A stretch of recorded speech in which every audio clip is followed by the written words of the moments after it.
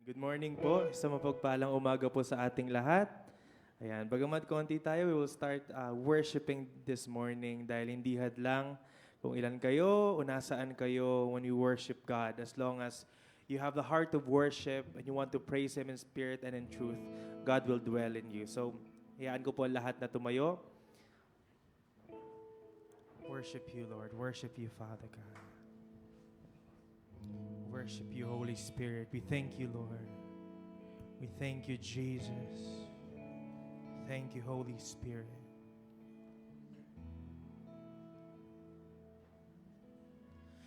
Hosanna in the highest. Let the King be lifted up. Hosanna. Let's sing it together. Hosanna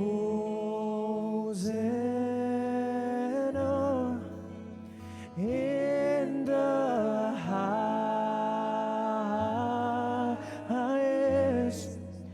Let the King be lifted up.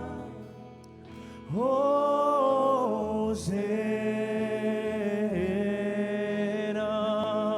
Sing Hosanna. Hosanna in the highest, and let our King be lifted up. Hosanna,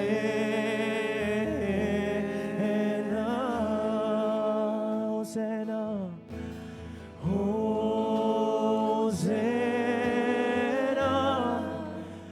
in the highest, and let our King be lifted up. Hosanna,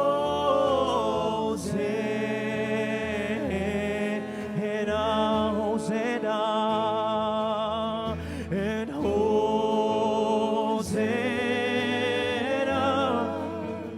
in the highest.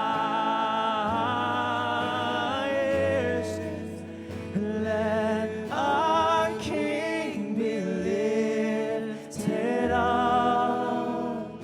Hosanna.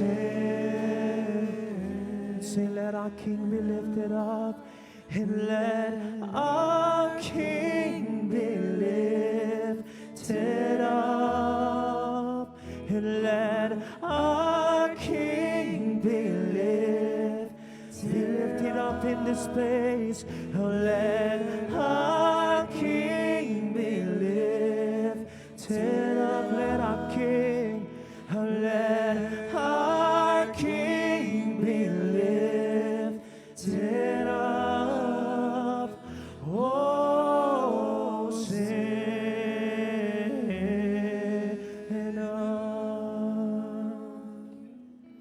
Praise you, Father God. Praise you, Holy Spirit. We welcome you, Lord, in this place. We welcome you, Lord, in our hearts and in our minds. And as we pray, blessed are you, O Lord our God, King of the universe, for you have sanctified us with your holy commandment and commanded us to hear the sound of the shofar.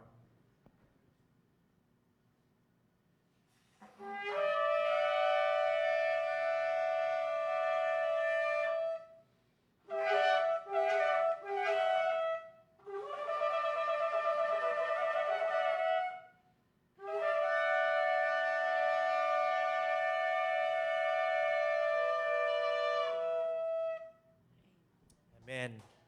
Praise you, Holy Spirit. Praise you, Lord. Palakpakan po natin ang Panginoon.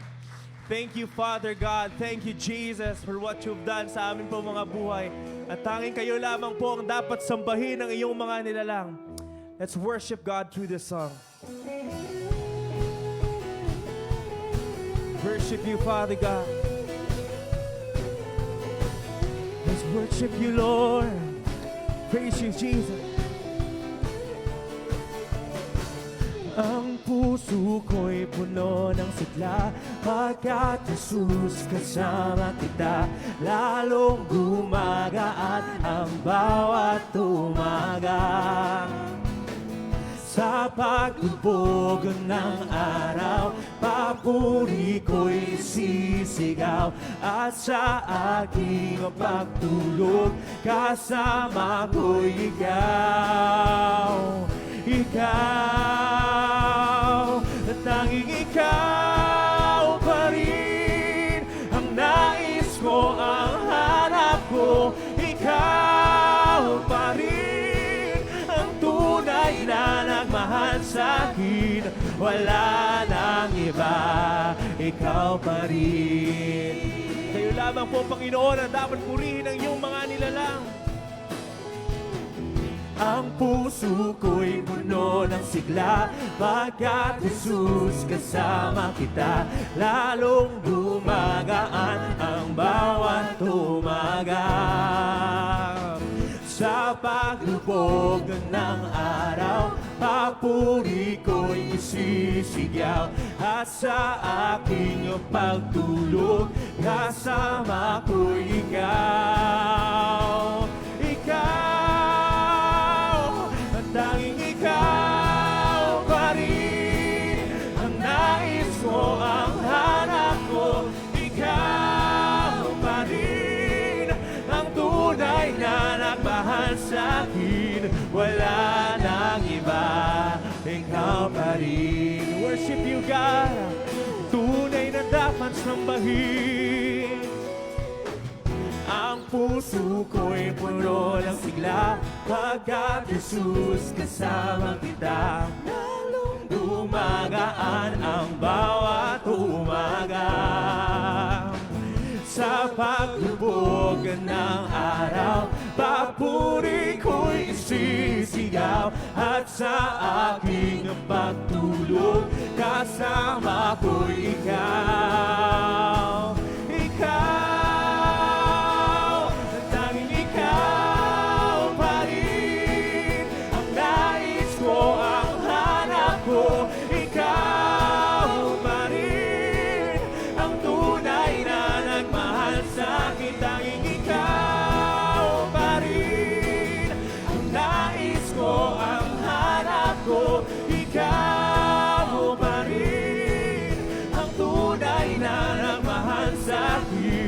Wala nang iba, ikaw pa rin.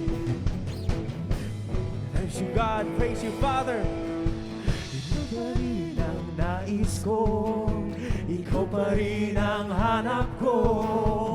Hindi pagpapalit kahit anong alok ng mundo. Minsan pa, ikaw pa rin ang nais ko, ikaw pa rin ang hanap ko. Hindi pagpapalit kahit anong alok ng mundo. Walang ibang sasambahin, walang ibang pupurihin. Ang pag-asa at buhay ko'y ikaw. Oh, ikaw, tanging ikaw pa rin ang nais ko, ang hanap ko. Ikaw pa rin ang tunay na nagmahal sa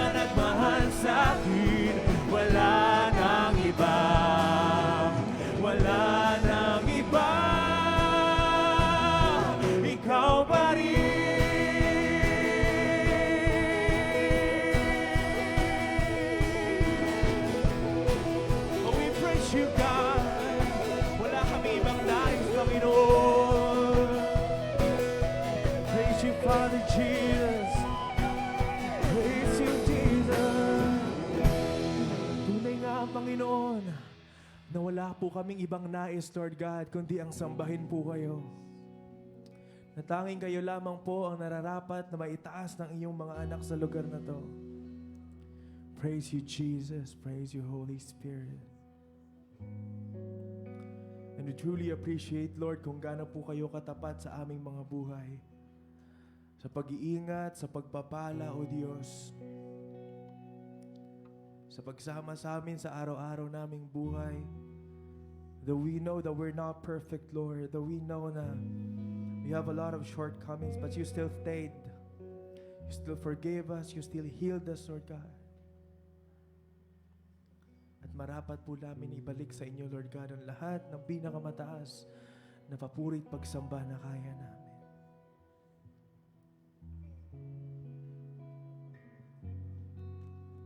Worship you, Lord.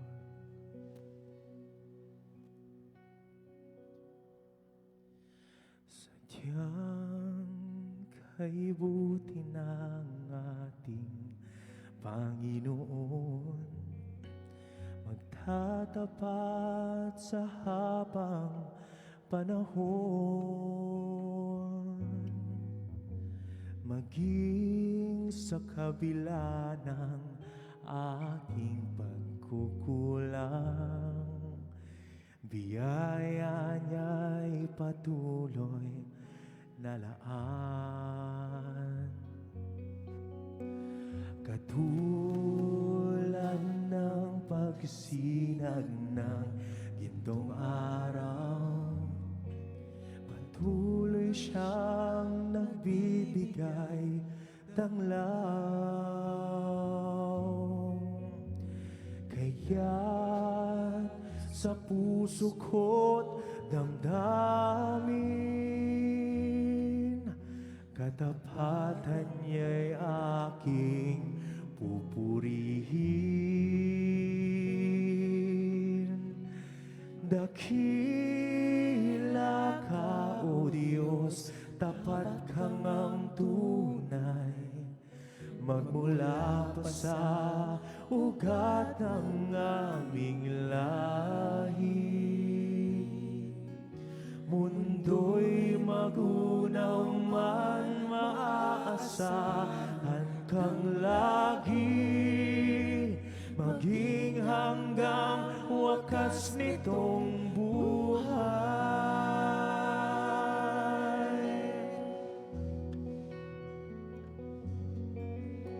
Kaya, O Diyos, ika'y aking pupurihin, sa buong mundo'y aking aawitin.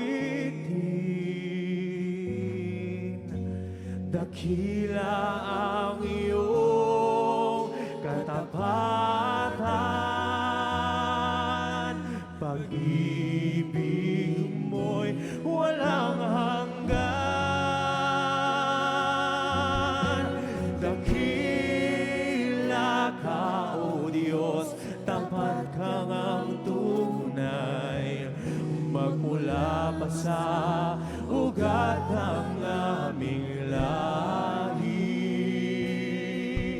Mundo'y magunaw man, maaasahan kang lagi, maging hanggang wakas nitong buhay.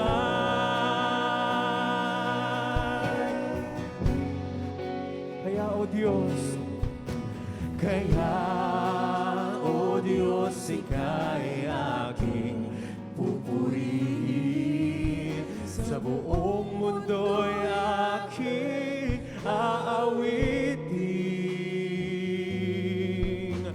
Dakila ang iyong katapatan, pag-ibig mo'y walang hanggan. Dakila ka, O Diyos, tapat kang ang tunay, magmula pa sa ugat ng aming lahi. Mundo'y magunaw man, maaasahan kang lagi,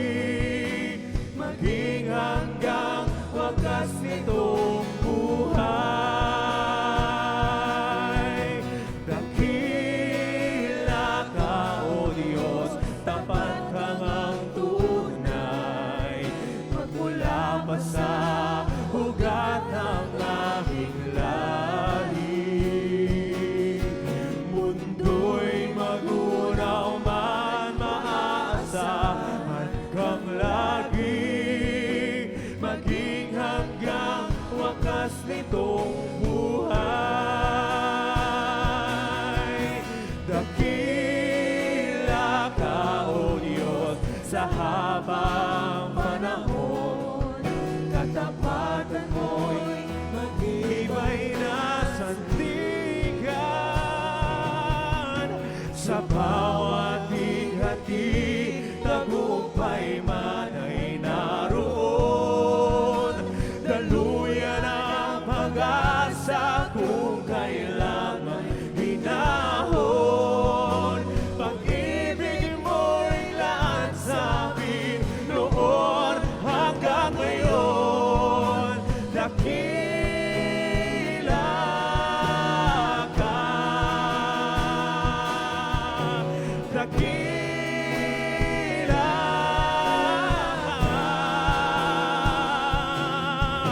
ka, dakila ka, O Diyos. Sa'yo ang kapurihan, kalwalhatian ngayon at magpakailanman. Jesus, sa'yo, Jesus, sa'yo ang karangalan, kapangyarihan ngayon at magpakailanman. Jesus, sa'yo, Jesus, sa'yo ang kapurihan, kalwalhatian ngayon at magpakailanman. Jesus, sa'yo, Jesus, sa'yo ang karangalan, kapangyarihan ngayon at magpakailanman. Pupurihin ka sa awit, itataas ang aming tinig, itatanghal sa buhay ko'y tanging ikaw, O Diyos. Higit pa sa kalangitan, ang iyong kalwalhatian, kadakilaan mo'y di mapapantayan. Pupurihin ka sa awit, itataas ang aming tinig, itatanghal sa buhay ko'y tanging ikaw, walang iba. Higit pa sa kalangitan, ang iyong kalwalhatian, kadakilaan mo'y di mapapantayan. Pupurihin ka sa awit, itataas ang aming tinig, itatanghal sa buhay ko'y tanging ikaw, O Diyos. Higit pa sa kalangitan, ang iyong kalwalhatian, kadakilaan mo'y di mapapantayan.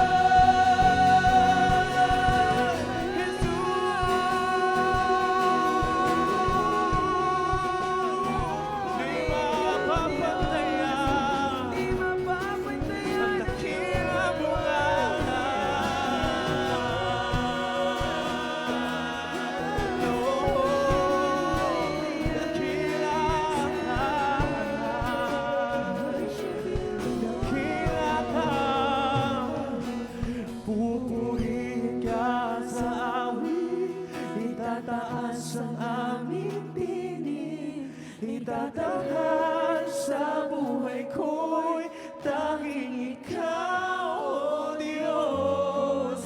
Higit pa sa kalangitan, ang iyong kalwalhatian, kadakilaan mo'y di mapapantayan. Pupurihin ka sa awit, itataas ang aming tinig, itatanghal sa sa buhay ko'y tanging ikaw. Ikaw higit pa sa kalangitan, ang iyong kalwalhatian, kadakilaan mo'y di mapapantayan. Tunay nga, Panginoon, na hindi mapantayan ay iyong dakilang ngalan sa aming buhay. Thank you, God. Thank you, Jesus. We acknowledge your name in our hearts. Acknowledge your presence in this place, God. Dakila ka, O Diyos. Marapat na purihin at sambahin. Oh, ng iyong mga nilikha. Thank you, Jesus. Thank you, Lord. Thank you, Father God, for we know that you are good in our lives, Lord. You are good in our family, Lord God. That's right, Panginoon. We worship you. We bring back all the praise to your holy name. And right now, Lord God, and right now, Jesus, we stand in the gap, Lord God, between you and the country of the Philippines. Let us prepare our hearts to pray. Let us prepare our hearts to intercede for our country, for Israel, for what's happening in our world right now. Thank you, Jesus. Thank you, Lord. Hallelujah, hallelujah. We worship you, we give you praise, we give you glory, Jesus. Tunay nga, Panginoon, na ikaw ang Diyos na dapat papurihan. Ang iyong kalwalhatian, O Diyos, ay manahan sa bawat isa sa amin, Panginoon. Father, right now, we just charge the atmosphere with your glory, with your presence. We plead the blood of Jesus to every person and family represented in this place, that no weapon formed against us shall ever prosper. As we stand in the gap, Lord, on behalf of our nation, as we stand in the gap on behalf of the nation of Israel and what's happening, Lord, sa buong mundong ito, O Diyos, we pray, O Lord, that no weapon formed against us shall ever prosper. Lord, let your precious holy blood cover our families, our jobs, our sources of income, cover our education, cover our children right now in the name of Jesus, in the name of Jesus. Sa mga oras po na ito, sabay-sabay po nating ipapanalangin ang bansang Pilipinas. Let us continue to declare peace. Let us continue to declare the salvation of the Lord to reign upon our land. Ipanalangin po natin yung mga kababayan natin sa Mindanao na nasalanta ng mga lindol. Let's pray for God's protection. Let's pray for God's salvation, that the Lord will open up their eyes for them to receive Jesus as their Lord and Savior. Most importantly, let's pray for our next generation. Let's pray for the young people of this generation, that the Lord will cover us from any kind of violence, that the Lord will set apart this generation sa anumang klase ng violence, ng bloodshed in the name of Jesus. Let's also pray for our government. Ipanalangin po natin simula sa ating presidente hanggang sa pinakamaliit na posisyon sa ating gobyerno. Let's pray the fear of the Lord will be upon their hearts. Let righteousness and justice flow upon their lives. Sige po, sabay-sabay po nating tayong manalangin para sa bansang Israel. Huwag po tayong manahimik. Let's stand in the gap. Let's feel the heartbeat of Jesus for the nation of the Philippines. Come on, let's all pray. Let's stand in the gap. Let's intercede for our beloved nation, that the Lord will hear our prayers. Oh, hallelujah, hallelujah, hallelujah. Oh, the iniquities that the Filipino people, Panginoon, are experiencing right now. Oh, the famine, Lord God, that the hardship, Lord God, in their lives. Oh, people that are broken, people who are in need, Lord Jesus. May you cleanse them, Panginoon, and may you forgive them for their sins. And We lead them continue to back into declare, oh salvation, Father, Lord that God, your to introduce grace, yourself, Lord, will Lord God, continue to to them. overflow in Not our just, land. Panginoon, Your mercy to them, but to their whole family, so that they might know you, Lord. That they might know, Panginoon, kung ano po ang kaya niyong gawin sa buhay nila, Lord Jesus. Dito, Panginoon, ay mangyari, Lord God. Pagyarihin niyo po ito, Panginoon. We believe in the power of your name, that you can do this, Lord God. That you can heal them, Panginoon. Remove their anxiousness, Panginoon, their anxiety, Panginoon, that they have due to the flood, that due to the earthquakes, Lord God, that they have experienced, Lord God. And higit sa lahat, Panginoon, they will experience light in their lives, that they know you, as they recognize you as their Lord and Savior, Panginoon. And hayaan niyo po, Father, Panginoon, sa, na 10 ng kanilang pamilya, Panginoon, ay environment, maligtas, Lord God, sa especially in inyong our young kapangyarihan, people Lord God. nowadays. Send out missionaries, send out evangelists, send out people who will teach them your word and teach them, Panginoon, the power of your name in that place. And as we go forth, Panginoon, and share your word, Panginoon, in the whole Philippines will be changed, Lord God. Lord, I also pray, Panginoon, for the churches of the Philippines na sila po, Panginoon, na mag-stand, Panginoon, in the para name of maayos, Lord Jesus. God, ang mga problema Father, ng I mga, pray ng mga lugar na ito, Lord God. At sila po, Panginoon, ay ma-recognize, Panginoon, ng mga tao, Panginoon, ng mga Pilipino, Panginoon, na kayo po, Panginoon, ang tanging kailangan nila in times of need, in times of famine, in times of devastation in their lives, Lord Jesus. At ito po, Panginoon, ang mangyayari, Lord God, sa kanilang buhay, nang hindi po, Panginoon, sila nasasaktan, nang hindi sila, Panginoon, namamatayan, Panginoon. We believe that you love them regardless of their religion, regardless of their belief, Panginoon, you love them, Panginoon. And hayaan sa niyo po, mga mayors Panginoon, and na governors, O Lord, sa Pilipinas, mga Lord barangay, God, Panginoon, I pray, Lord, the fear of the Lord to reign in their rest in their hearts. Panginoon, i-expose mo, Diyos, anong mga corruption, any know you, Lord Jesus, greediness, in the Lord, mighty that is name of happening in Jesus, our the government, mighty O name of Father. I Jesus, pray, you O are Father, that power, righteousness and the justice power, continue to overflow in our nation right now. In the name of Jesus, in the name of Jesus. Hallelujah, hallelujah, hallelujah. Hallelujah. Hallelujah. Panginoon, patuloy din po kami humihingi ng inyong kapatawaran sa bansang Pilipinas. Oh Lord, forgive us, Lord, for for showing homosexuality, Lord, in our nation.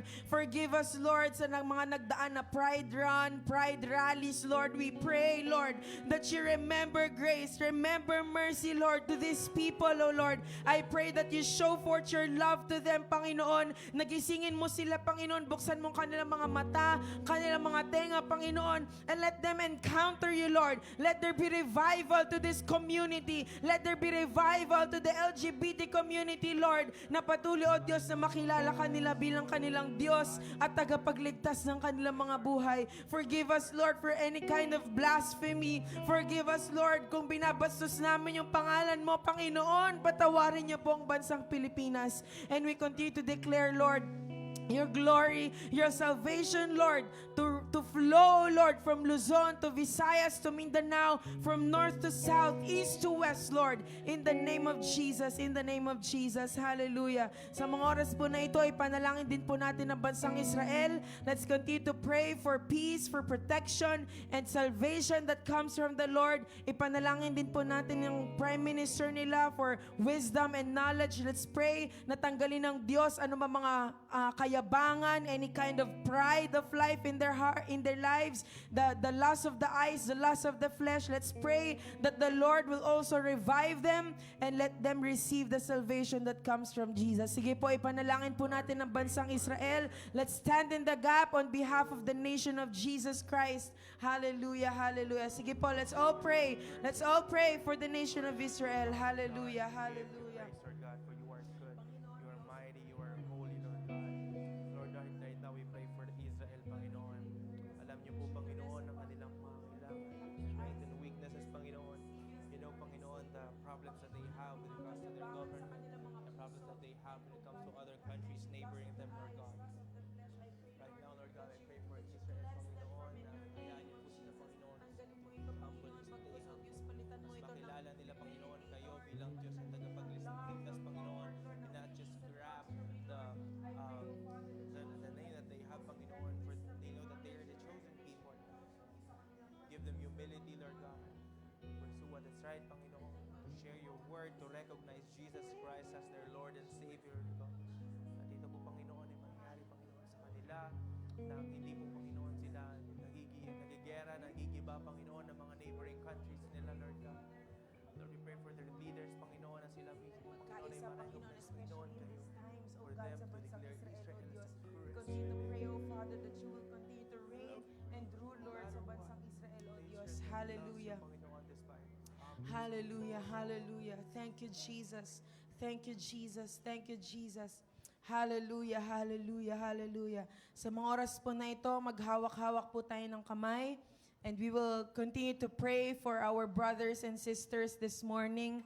Patuloy po nating ideklara na hindi lamang po yung kahawak natin ng kamay, but even the family, nakahawak po natin ng kamay. Ipanalangin po natin yung pagliligtas ng Diyos, yung protection ng Diyos. Let's pray for healing to our brothers and sisters na nasa lugar po na ito. Let's also pray for provision. Let's pray that the Lord will grant the desires of their hearts. Let's also pray for strength, supernatural strength that comes from the Lord.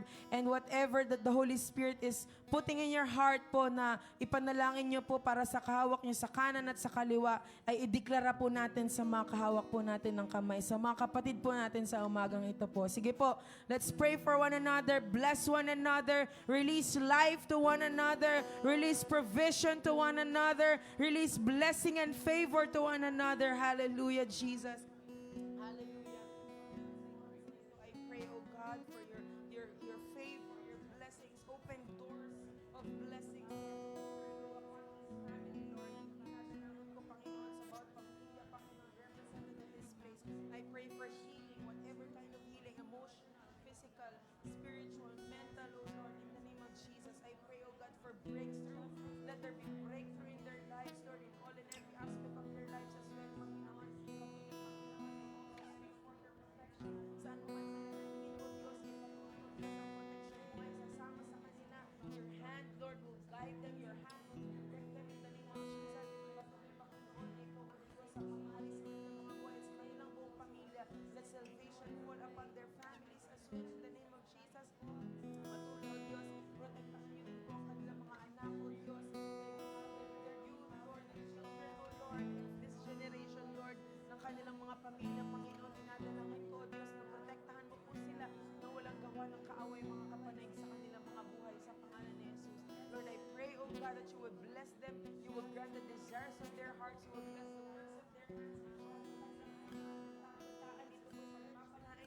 The education of our children, Lord, you will bless them with wisdom and knowledge, Lord, that comes from you.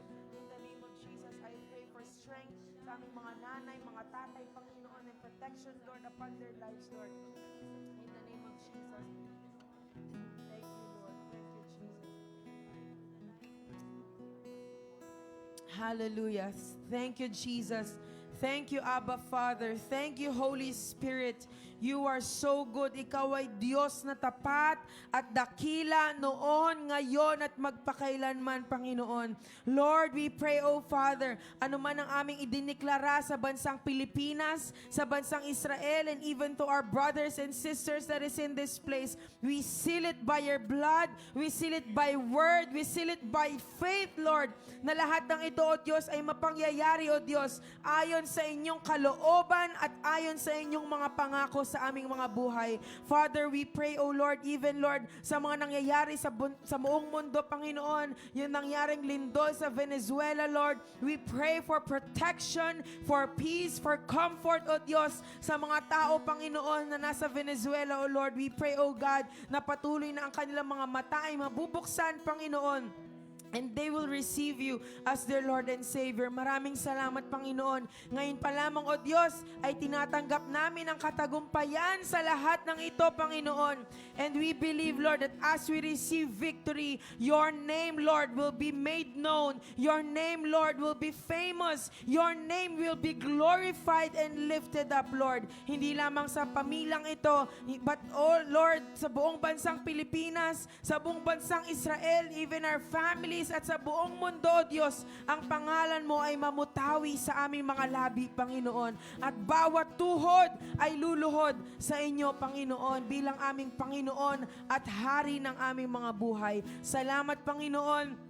We seal all prayers, O Lord, and we pray, O Father, that we will continue to experience you. We will continue to receive more from you, Lord, sa araw na ito at sa lahat ng gagawin namin, Panginoon. Patuloy kang mapapurihan sa aming mga buhay. Patuloy ka naming itinataas sa aming mga buhay. Sa iyo, O Diyos, ang papuri, sa iyo ang kadakilaan, ang kaluwalhatian. Sa iyo lamang, O Diyos, at walang ibang Diyos na karapat-dapat, kundi ang Diyos ni Abraham, ang Diyos ni Isaac at ang Diyos ni Jacob lamang ang karapat-dapat na tumanggap ng aming pagsamba, ng aming papuri, and even our lives, Lord, is yours alone, Jesus. We love you, Abba. We love you, Jesus. We love you, Holy Spirit. In Jesus' name we pray.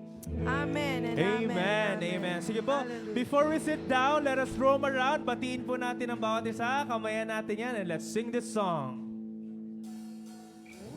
This is the day that the Lord has made. I will rejoice and be glad in it. This is the day that the Lord has made. I will rejoice and be glad in it. Rejoice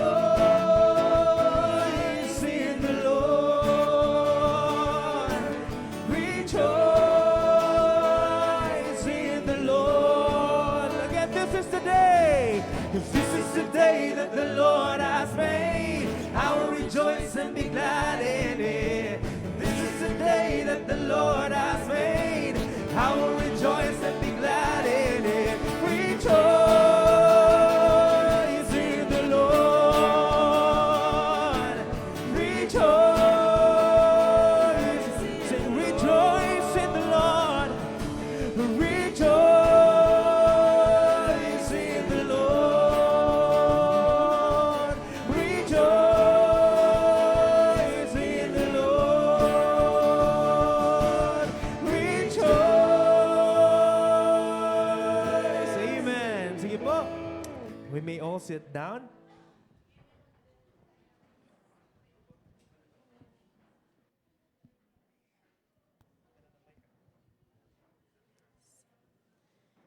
Yan, magandang umaga po sa ating lahat. Sabihin nyo nga po sa katabi nyo, maganda at gwapo ka pa sa umagang ito. Yan, parang hindi kayo convinced na. Ayan, so thank you, Jay.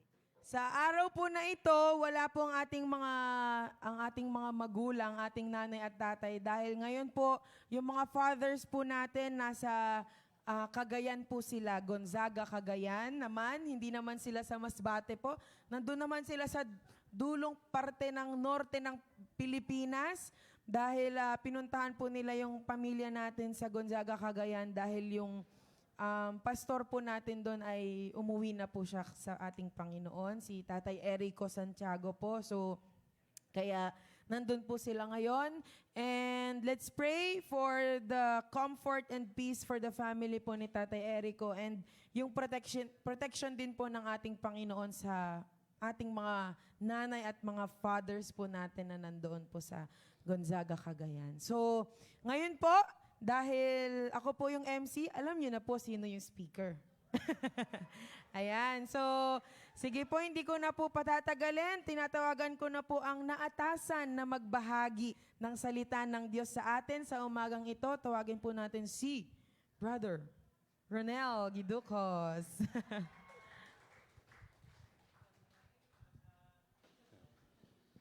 Check. Good morning. Ayun.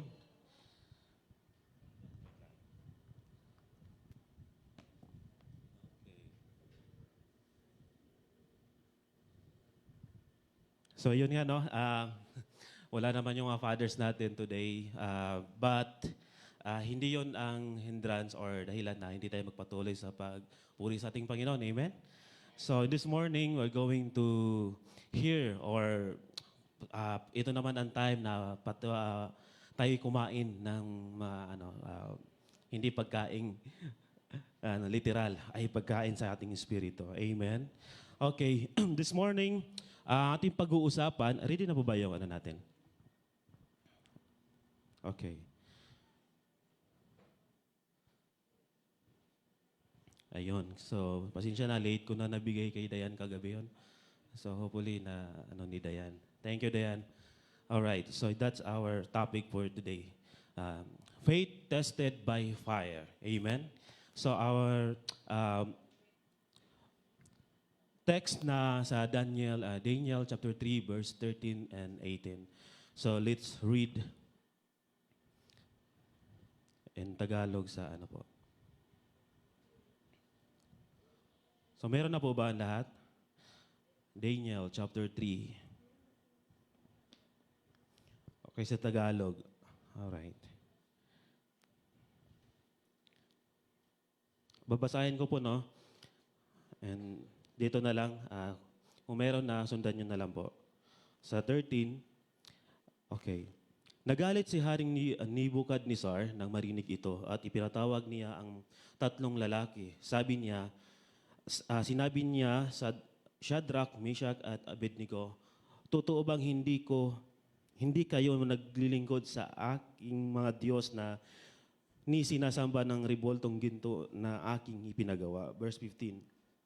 Inuutos ko sa inyo, lumuhod kayo at sumamba sa ipinagawa kong rebolto sa sandaling marinig ninyo ang tunog ng instrumento, kung hindi ipahagis ko kayo sa naglagablab na pugon. Sa palagay ba ninyo may Diyos na makapagligtas sa inyo mula sa aking kapangyarihan? Verse 16. Sinabi ni Shadrach, Meshach at Abednego, mahal na Haring Nebukadnezar, wala kaming masasabi sa inyo tungkol sa mga bagay na ito. Verse 17, gawin ninyo kung iyan ang gusto ninyo, ang Diyos ng aming pinaglilingkuran ang magliligtas sa amin sa naglagablab na apoy mula sa inyong kapangyarihan. Last verse. Kung hindi man niya kami iligtas, hindi pa rin kami maglilingkod sa inyong mga Diyos na sinasamba sa ribultong ginto na ipinagawa ninyo. Let's pray. Father God, we thank you, Lord, for this wonderful morning that you have given to us, and Lord, thank you, Lord, this day, O God, Lord, na kami ay patuloy na magpuri sa iyo, Panginoon, Lord. Thank you, God, for the new life, for the new breath in our lungs, Panginoon, Lord. Thank you, God, Lord, for this day, O God, na kami, Panginoon, Lord, na makarinig na yung salita, O God, Lord, and this morning, O God, Lord, I pray that you will continue to pour out your blessing. I pray, O God, Lord, for your revelation, your knowledge and wisdom, O God, Lord, na patuloy naming maintindihan ang iyong mga salita, Panginoon, Lord. And Lord, I pray, O God, Lord, whatever the works of the enemy, we cancel, we destroy in the name of Jesus. In the name of Jesus, Lord, we declare the victories, O God, Lord, at patuloy naming makuha, Panginoon, Lord, ang iyong salita, Panginoon, Lord, at patuloy naming maisabuhay sa habang kami po ay buhay dito sa mundong ito, Panginoon, Lord. Salamat, Panginoon, Lord. Itago mo ko, Panginoon, Lord, sa iyong likuran. Lord, let your protection be upon us, Panginoon, Lord, in this place, O God, Lord, in the name of Jesus. And thank you, Lord, in Jesus' name. Amen. Masyadong malamig. Taglamig na ata eh. Alright, so yun. Pinamagatan natin tong yung text natin for today is faith tested by fire. So hindi siya ilalayo natin doon sa pinag-uusapan natin kasi yung storya na ating pong itatackle this morning is about kay Meshach, Shadrach at Abednego. Amen? So sino po dito ang pamilyar na? At maraming beses na ito narinig ninyo. Di ba? Sa dami ng mga pastor na dumaan dito sa church natin, idagdagan pa natin. Siya na hindi natin maging parang hindi natin maging expert ba? Talagang mamuhay na ayon sa kalooban ng Panginoon. Amen? So this morning, parang bibigyan ko kayo ng isang simple background sa istorya nila. So ang ilan dito, marami nang nakakaalam. But in the book of Daniel, generally accepted in the book of Daniel in collection stories among the Jewish background story, the Jewish community in Babylon. So na nalabas yung book na ito 5th or 3rd century BC, matagal na. Hindi pa tayo, wala pa sa mundo lahat ng mga tao dito. So yun. But yung sa book of Daniel, pansinin natin sa chapter 3, according to sa mga sa mga Bible scholar o mga researcher, parang si Daniel, wala siya sa istorya dito sa chapter 3. Tama? Nakuha ba? Wala siya doon. So parang nag-research ako, sabi ko, saan ba nagpunta talaga si Daniel on that time? Kasi ang kausap ni Haring Nebukadnezar, yung tatlong friends niya. Di ba? Si Shadrach, Meshach at Abednego. That time, according to the research sa mga eschatology or theology dyan, ang daming nagsasabi, ang iba, nagpunta daw si Daniel sa ibang lugar. O kaya, sa sa Bible scholar, ang sabi, parang umalis si Daniel doon sa Babylon, sa Mesopotamia, kasi may isa siyang task na binigay ni Nebuchadnezzar. Sabi ko, okay, itanong nyo na lang sa iba kung saan talaga siya nagpunta. Alright, so that's the simple background dito sa si chapter 3, no? But hindi natin focus kung ano yung istorya dito. Our focus is the life identity ni Meshach, Shadrach at Abednego, the principle, di ba? Kung ano yung makukuha natin at matutunan, yun ang pag-uusapan natin. Amen? Okay. So, si Meshach, Shadrach at Abednego, original name nila is, sino nakakalam? Nang ano pa sila? Hindi nyo alam? Okay, alamin natin.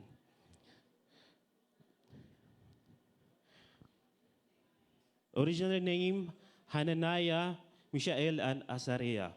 So, nung tiningnan ko din sa eschatology, parang yung Meshach, Shadrach at Abednego is the image. Parang yun yung image ni Christ. Ang meaning kasi ng pangalan nila, si Hananiah, si Shadrach, ang meaning ng pangalan niya is God is gracious. So si Mishael, ang meaning naman ng pangalan niya means who is like God. Sabi si Azariah, the Lord is my helper. So parang declaration yan na yan yung image ni Christ. So, nagtaka tayo na nung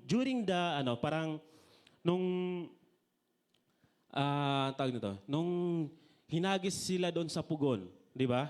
Nakita nila ang isang may kasama, di ba? Nag-sabi sa mga di ba 3 lang yung hinagis natin doon? Bakit 4 na? So, yun, parang nag-manifest sa kanila na talagang ganon si Lord. Amen? Okay. Naalala ko lang na lahat ng mga pangalan natin may mga meaning. Tama po ba? Si Tita Beth, sabi niya, yung pangalan niya is, Beth. Okay. Bethel. Ibig sabihin, parang house of God. Parang ganyan. So, sino yung may mga nakakalam sa meaning ng mga pangalan nila? Okay. Si Pastor Chris. Crisanto. Uy, guwapuhay. Okay, maganda yon. Crisanto, parang dinugtong dito si Christ ba? Di ba? Pwede. Alright, so yon. Question. That story, kung ikaw ang nasa kalagayan ni Meshach, Shadrach at Abednego, anong gagawin mo? Buti na lang, hindi ako yon. Buti na lang, hindi ikaw yon. Di ba? Pero, sa panahon ngayon, parang alam mo yun, yung parang napapanahon itong storya na to when it comes na nangyari sa ating paligid. Tama? Ay may narinig tayong mga rumors or balita talaga, hindi siya rumors na isang public servant or leaders, mahirap siya banggitin for the government na nagkaroon ng alam mo yung balita na Kristiyano pa naman, di ba? Alam mo yun, ba't kailangan bumaliktad? Di ba? So, that is the biggest issue sa mga Kristiyano pagdating sa mga decision making. Alright? So, parang binanggit, marami pa akong nakausap na mga pastor, sabi nila, dapat alam nila yung istorya na ito, dapat alam nila yung principle nila, Meshach, Shadrach at Abednego. Di ba? Maraming mga idea na lumalabas sa mga nangyayari sa ating paligid, sa mga nangyayari sa ating mga leaders. But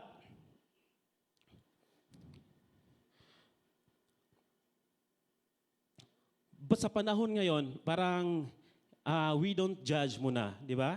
Hindi natin karakter na husgahan yung isang tao, bakit ganyan, bakit yung ginagawa mo na hindi talaga naninindigan sa kung ano yung right na meron ka para sa Panginoon. Amen?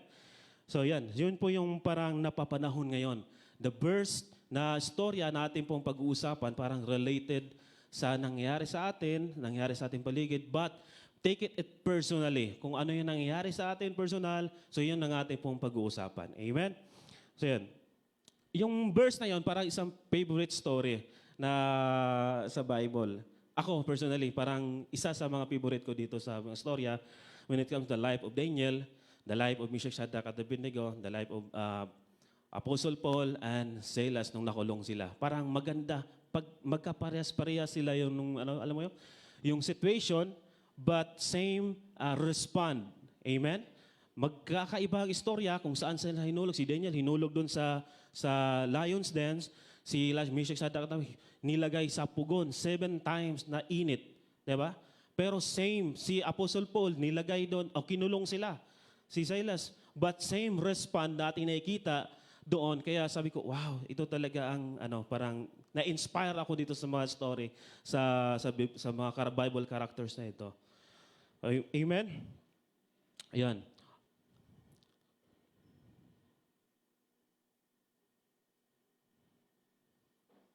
Sino dito nakaranas ng situational, parang pinapili ka na magpatuloy ka sa Panginoon o piliin mo na lang yung parang napuntahan mong buhay. Marami ditong dumanas, no? Parang galing ka dito sa init sa pag-serve sa Panginoon, but that time dumating yung circumstance, dumating yung trials, parang gusto mo na rin dun ka na lang, di ba? May mga ganun ba pagkakataon? Amen. So hindi naman tayo dito mga hypocrites, di ba? May mga talaga parang may pinagdadaanan tayo, but thank God dahil na-surpass natin to. Amen? So, ang unang pag-uusapan natin, our faith should be unmovable. Okay, sabi ko kay Dennis kanina, ano ba yung unmovable? Sabi niya, immovable. Kasi gusto ko to unmovable. So, para sabi ko, hindi, kasi iba yung sa kanya, iba rin sa akin. Unmovable, okay. Our faith, parang should be unmovable or immovable. Hindi ito, tawag nito, ano ba? Nagagalaw. Kumbaga ito yung best example na isip ko na ito kagabi eh. Pag ito solid, di ba? Hindi siya na move. Pag ginamitan mo ng pressure, pag sinipa mo, tendency nito, ikaw yung matumba. Kasi it's very strong. Okay? Ang uusapan natin yung principle. Bakit unmovable? Alright. And Daniel chapter 3 verse 18, ang sabi doon, kung hindi man niya kami iligtas, hindi niya kami ihiligtas, hindi pa rin kami maglilingkod sa inyong mga Diyos ni sinamba sa ribulto na pinagawa ninyo. Alright. So, ito yung verse na to na nagsasabi na unmovable. Hindi basta-basta magalaw. Hindi ka basta-basta matreten sa anuman ang threat sa mundo. Amen? Yun yung sinasabi doon na our faith should be unmovable. Kasi pag ginamitan mo ito ginamitan mo ng strength or power, ikaw pa rin ang kasi sulit to eh. Hindi to basta-basta matumba. Amen? So same sa ating pananampalataya sa Panginoon. Same character na ginawa ng Meshach, Shadrach at Abednego. Sabi na, 7 times kung painitin, kung sino man ang hindi sumamba sa Diyos na ginawa ko, ihahagis ko doon. Tama? Pero yung faith ng tatlo ay hindi natitinag. Amen? So yun po. Same character. May nakausap ako sa amin sa probinsya. Sabi ng mga matatanda na Katoliko. Alam to ni Brother Jaymar eh. Sabi niya, same parang connotation sa mga devoto ba? Tama ba? Yung mga nanay, mga lola. Sabi niya, kung saan kami namulat, dito kami mamamatay. Puro Katoliko kantado. Ba? Ganyan? Tama? So same connotation. Parang same statement ba? Na yun yung parang karakter na yun yung tatahakin natin, tutumbukin natin, na yun yung ang karakter na meron dapat ang manampalataya. Amen? So, may paninindigan. Tama? May katapatan at devotion. Ito yung malalim na word, devotion. Devoted. Talagang solido. Amen? Same sa ating spiritual life. Ito yung parang gusto kong ma-reach or maintindihan natin na the world, grabe ang gawa ng mundo. Tama? Grabe ang offer ng mundo. Grabe yung yanig ng personal ng buhay natin. Basically, anuman mga basic na nangyayari, personal na tawag nito, yung threat sa atin. Minsan, yung mga struggle natin, mostly, mga financial problem, physical problem, sipon, ubo. alam mo yon, yung mga deadlines, mga due date, yun yung mga very personal, basic. But thank God, alam na natin yan kung paano, parang sanay na tayo. Kumbaga, alam na natin, expert na tayo dyan kung paano natin gawin dahil alam natin na every time na darating yon, alam na yung mga ginagawa natin. Amen? But, pag iba na ang situation, parang literal na ganito yung mangyayari, personal decision na, ibang usapan na yon. Tama? Pag once na nakukompromise na yung identity mo, dito ka kay Christ ngayon, pag susunod na mga araw, ang kabilang paa mo ay wala doon. So nagkakaroon ng crisis identity. Tama? So paano ka magiging immovable or unmovable? Pag ganon yung nangyayari sa atin. Hindi, di ba? So isang sipa lang ng kaaway, ade, bagsak si Totski. Alright. So yun, same personality connotation doon sa mga matatanda or ating mga grandma, lolas doon na sa amin na kung saan kami parang grabe yung paninindigan nila. So, some example. Example lang po yun. So, yun yung mga napag-usapan natin kayo na yung basic crisis personality, mga problema, kahirapan, maraming pagkataon na sinusubok ating pananampalataya, tama? But according to the Bible, in James chapter 1 verse 2, ang sabi dito, mga kapatid, maggalak kayo kapag kayo'y dumaranas ng iba't ibang pagsubok. Sabi ko, very simple naman ang word na ito. Lagi nating naririnig to, na every time na mag-church tayo, maririnig natin, mga kapatid, maggalak kayo kapag kayo'y dumaranas ng iba't ibang pagsubok. Sapagkat, okay, di ba? Ano ba ang tinuturo dito sa verse na to? Pag dumating ba yung pagsubok, dami ko pagsubok. O, literal ba tatawa ka? Galak, di ba? Parang napanood natin sa Facebook. Pag may problema ka, itawa mo lang, tas sabay tawa. Ganun ba? Hindi, di ba? Tama? Okay, parang ganito yan. Bibigyan ko kayo ng dalawang respond ng tao, ng karakter ng tao pagdating ng mga trials. First, is pag dumating yung circumstance or trials sa buhay nila, ang response agad, parang nadi-discourage. Sino pa yung nakikitang ganon? Tama? Wala dito yan. Pag once na dumating yung circumstance, parang isang hangin pa lang, isang hagupit pa lang, surrender na agad. Sabi ko, ayaw ko na, ayawa na. O, di ba? Ang tawag sa kanila, mga duwag at tamad. O, di ba? Mas masakit isipin.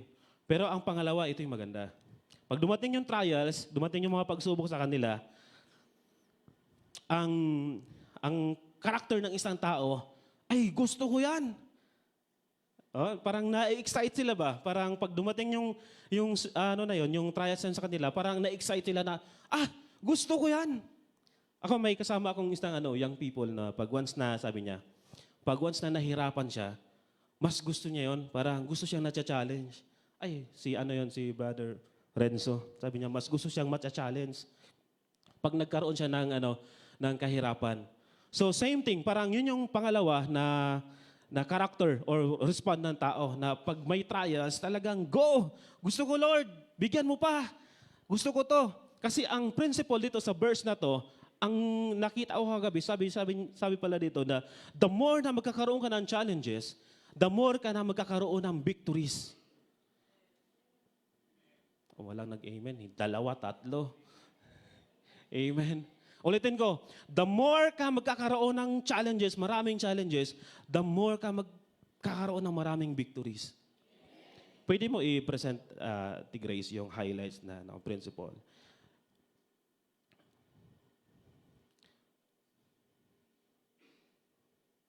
Sige pa. Bible, ayan. Yan po. That's the revelation of the Lord. Every challenge is an opportunity for a greater victory. And all challenges will become your great testimony in life. Wow. Tama po ba? Parang nung pinag-aralan ko kagabi, sabi ko, wow, para to sa akin, Lord. And take it personally.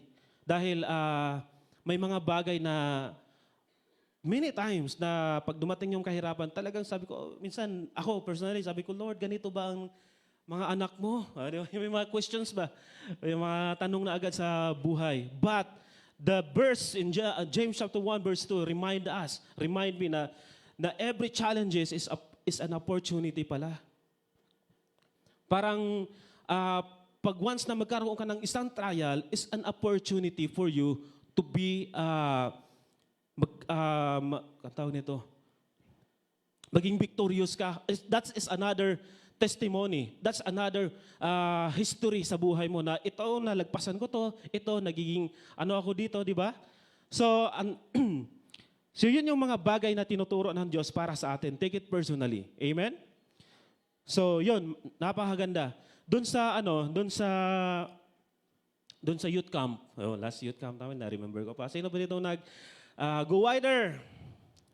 Yan, di ba? Di ba? Agent Orange. Yun. Gusto ko to example, parang, mamaya na pala. Sa Agent Orange. Parang excited lang. So, ituloy ko lang yung principle na to. Pangalawang principle is, don't face your battle, fight with the Lord. Di ba? Tama?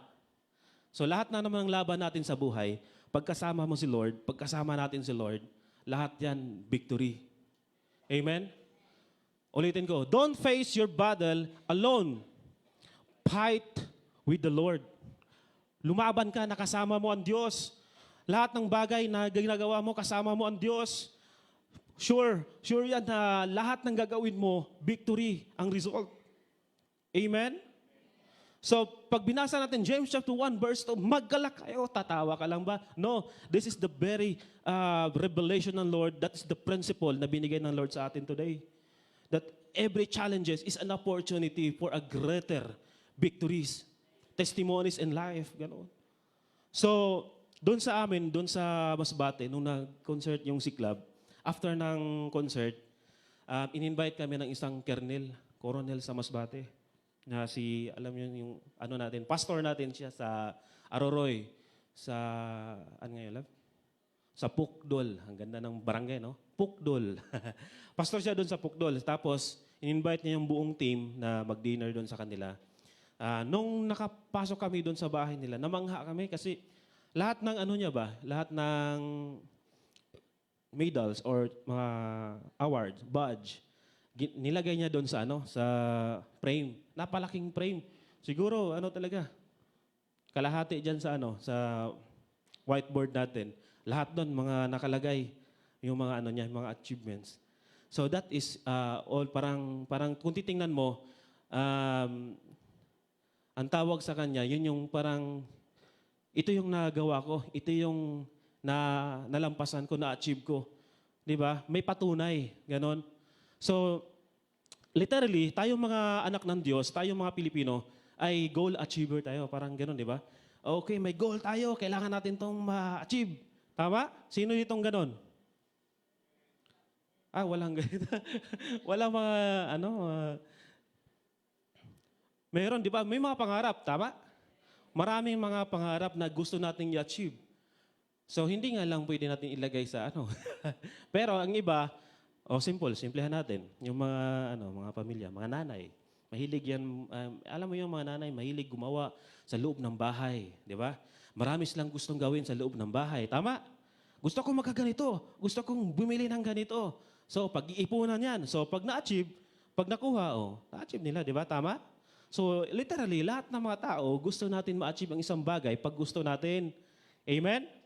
Ang tawag doon mga goal achiever. Tama ba? Pero hindi lang nagtatapos doon. Gusto ng Panginoon maging tayo, history maker. Mas malala, mas malalim, mas mabigat. Amen? Sa Old Testament, lahat ng mga Bible character, that is history maker. And sa history nila, yan yung mga nangyari sa buhay nila. According to sa eschatology nga, sabi ng doon, nabasa ko, sabi niya, na si Daniel daw, dapat siya yung pinaka-hero sa Bible kasi siya lang yung yung qualities niya ba, yung character or naibigay niya doon sa history, parang siya yung pinakamatalino, lahat, parang grabe yung respond niya. So parang siya daw ang dapat na ilagay na hero doon sa ano. Ano lang yun, parang short background history. But yun nga, back to the topic, history maker. Hindi lang tayo na achieve sa isang bagay. Dapat, yun nga yun, yung parang yung sinabi ko kanina na every challenge is an opportunity na magkaroon tayo ng victory. That is result to that great testimonies in life natin. Amen? Alam ko, marami dito na may mga nangyayari sa atin personal na mabigat, nalagpasan natin. Alam ko may kanya-kanyang testimony tayo. Amen? Kung kukwentuhin kayo dito, hindi tayo matatapos dito. Tama? Maraming mga pinagdadaanan natin sa buhay na, lalo na si Pastor Chris, kasi may mga mabibigat na, kunwari, mga sakit at karamdaman, di ba? Pag once na, na gumaling, that is your history. That is your great testimony. First nating pinag-uusapan, our faith should be unmovable. Amen?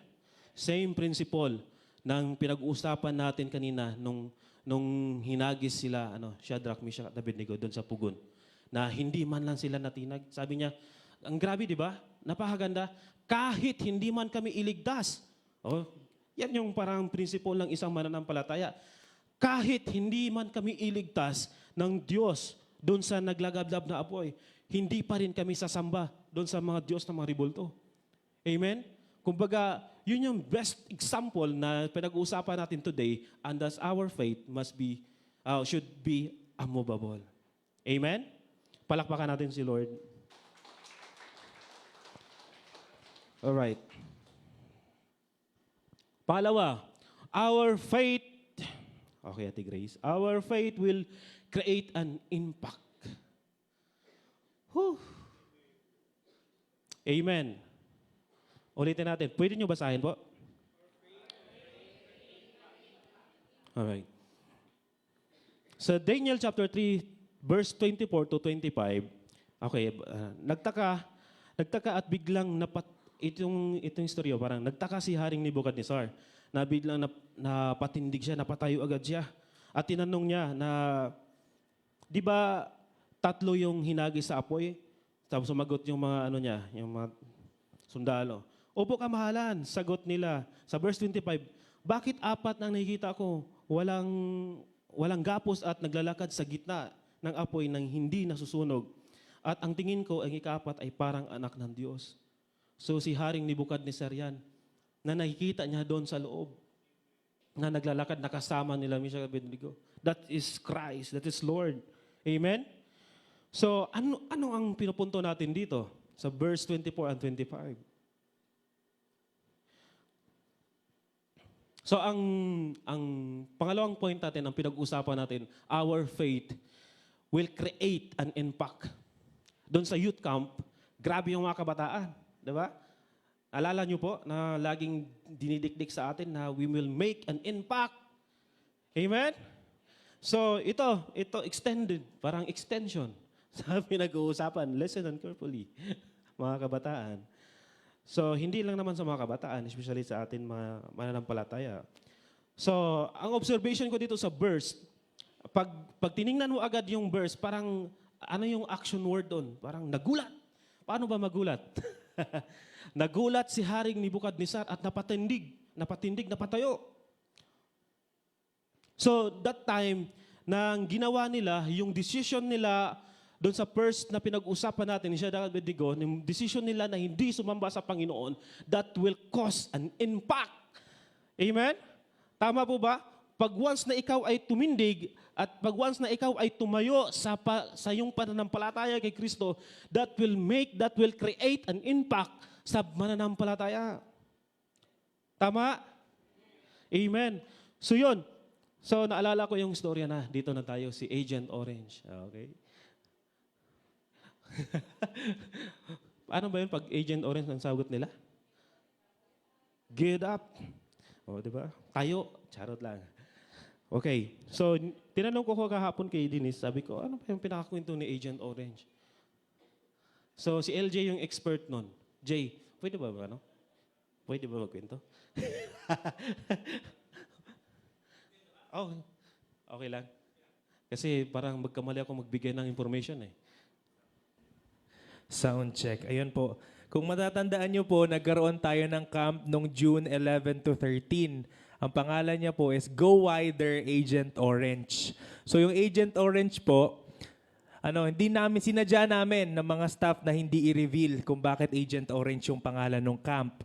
Kasi po ang Agent Orange ay isa pong chemical na mga sa Vietnam. So, ang unang pumasok sa isip ng mga tao nung narinig nilang Agent Orange yung kanta ng banda na Slapshot.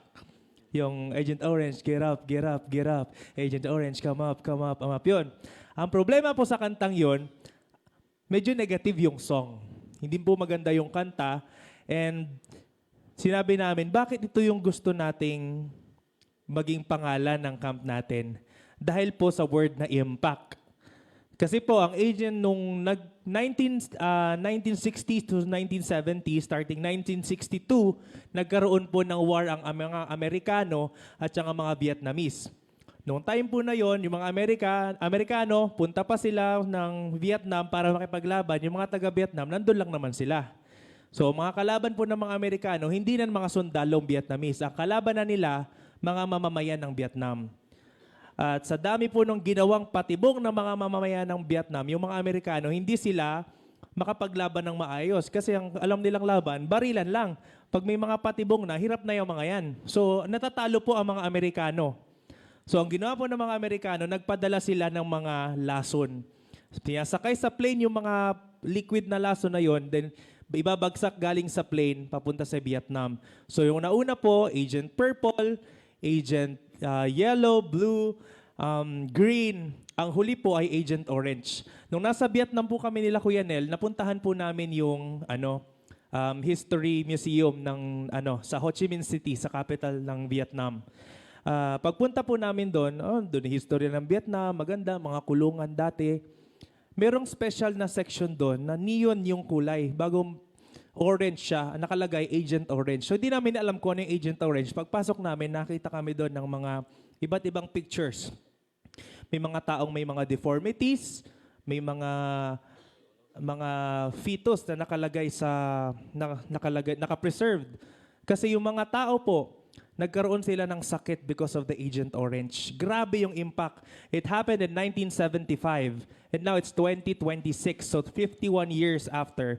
Yung Agent Orange po, nandun pa sa part na yon ng Vietnam. Until now, hindi pa rin po mainom yung tubig sa lugar na yon. Believe that, 51 years, hindi tubuan ng damo, hindi mainom yung tubig. Ganun po kalakas yung impact ng Agent Orange. Na kahit pilitin, limutin ng mga Vietnamese, the evidence is there that the impact is still powerful after 51 years. So yun po yung Agent Orange. And ni-redeem namin siya. Pinag-pray namin, redeem natin yung word, redeem natin yung phrase na Agent Orange, that the negative impact it done in Vietnam will be a positive impact in the Philippines. Na kahit limutin ng mga kabataan na to, yung kanilang natutunan, kanilang na-experience sa camp na to, but the impact in their lives will never be the same.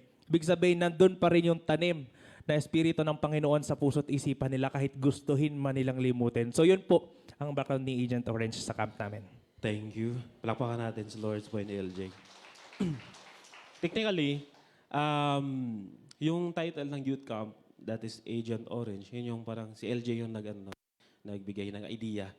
So the whole leaders, the university leaders, nag-approve dun sa topic na yon. That yon yung pinakakwento niya. So that was 1970s, di ba? So ano na ngayon, 2026, 50 years. So very fresh yung nangyayari sa kanila. But yung impact, nandun pa rin. Amen? But isa sa mga nakikita ko na nagkaroon din ng impact doon sa Vietnam ay yung mga Pilipino. Alam niyo kung bakit? Dahil gwapo ba mga Pinoy? Joke lang. So pag once na pumunta ka sa Vietnam, parang special yung touring nila sa inyo, sa atin. Ako kasi na-experience ko nandun ako sa airport sa Vietnam. Sumabay ako sa mga Amerikano.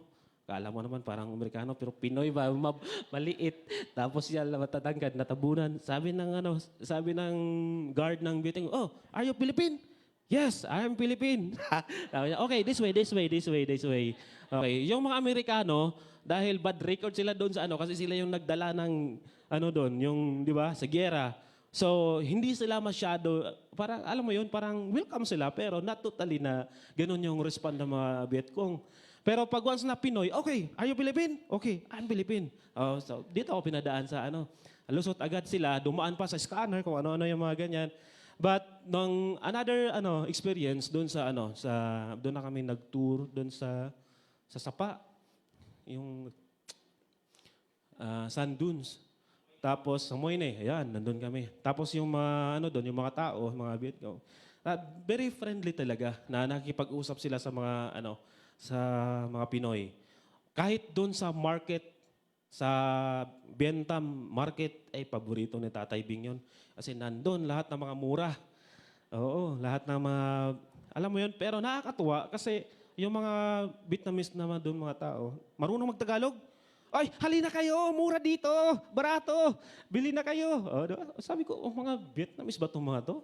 Talagang expert, parang fluent pa magsalita ng mga Tagalog. So grabe yung Pinoy doon, nagkakaroon talaga ng malaking tulong during yung war na yon kasi tinulungan talaga natin yung Vietnam para manalo doon sa war ng between the American. So the Philippines nag-cause ng impact doon sa kanila. So kaya nagkaroon ng result na very welcoming yung mga Vietnamese sa mga Pinoy. So yun po, yung sinabi ni LJ kanina, si Agent Orange, let's make an impact doon sa sa mga Vietcong, ay totally nakakaawa talaga yung result ba. Alam mo yun, yung bata, matanda na pero malaki ulo, bata pa yung katawan. Alam mo yun, Jay? Tapos malaki mata, tapos malaki yung noo. Di ba? Alam mo yung itsura nun? Parang may sakit na, hydrocephalus, parang ganyan. Malaking noo. Tapos yung iba naman, yung kuba talaga na grabe, makakaawa talaga. Hindi mo siya kayang tingnan pag nandoon na. So grabe yung impact nun sa kanila. Hanggang ngayon, pag uminom ka ng tubig, dapat lahat mineral, lahat na kasi wala silang tiwala doon sa tubig na mineral nila sa lupa talaga nila kasi nandun pa rin yung chemicals. So that makes impact. So yun yung pinag-uusapan natin, yung pananampalataya to connect sa topic natin, our faith will create an impact. Amen? So, di tayo lalayo sa verse natin pinag-uusapan. Nung nagulat nung napatindig si Haring Nebukadnezar dahil sa nakita niya sa buhay nila, nila Meshach, Shadrach, Abednego. Amen? Natakot pa nga na yung lumapit yung gwardiya doon na namatay, di ba, dahil sa sobrang init.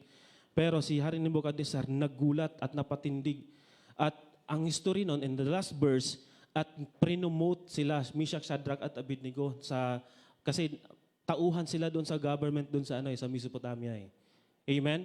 So that will cause an impact, that will cause an promotion. Amen. Gusto ba natin yon na yung buhay natin magkakaroon ng impact at ipopromote tayo ng Panginoon? Amen? So yon.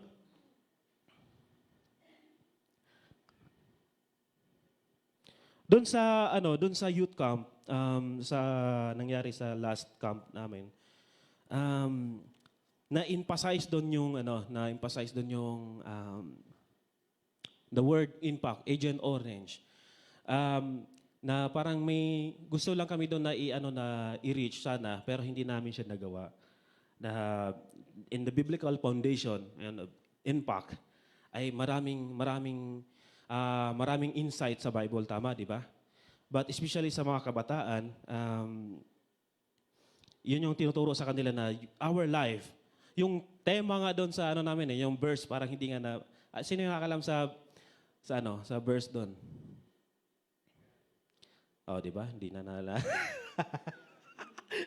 Okay, ang tema doon sa sa youth camp is 1 Timothy chapter 4, verse 12. Oh, sino dito naka-memorize? This is favorite sa mga youth, di ba? Na sabi doon ni Apostol Paul kay Timothy, huwag mong hamakin ninuman dahil sa iyong kabataan. Sa halip, be an example in speech, words, tama ba? Love and purity. So, nung binubulay-bulay ko yung word na yon para sa mga kabataan na be an example nowadays.